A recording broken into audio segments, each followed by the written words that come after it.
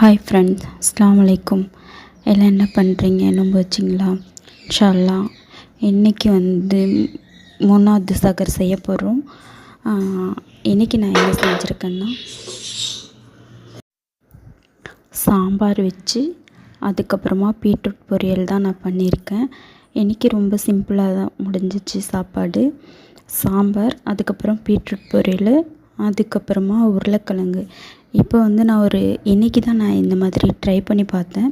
நம்ம பீட்ரூட்லாம் சீவிப்போம் பார்த்தீங்களா, அதில் வந்து நான் உருளைக்கிழங்கை வந்து நல்லா தோல்லாம் சீச்சிட்டு நான் சீவி உருளைக்கிழங்கு வந்து பொரித்து பார்த்தேன் எப்படி இருக்குன்னு சொல்லி. இப்போ தான் நான் ஃபஸ்ட் டைம் ட்ரை பண்ணேன். ரொம்ப சூப்பராகவே இருந்துச்சு. நம்ம நார்மலாக வெட்டி போட்டால் கூட அதிகமாக வந்து எண்ணெய் ஊற்றுவோம், அல்லது தண்ணி ஊற்றி நம்ம வேக வைப்போம், அல்லது எண்ணெயிலே வேக வைப்போம். இது அப்படி கிடையாது. நம்ம இதை நல்லா பொடிசாக சீவினதுனால அப்படியே நம்ம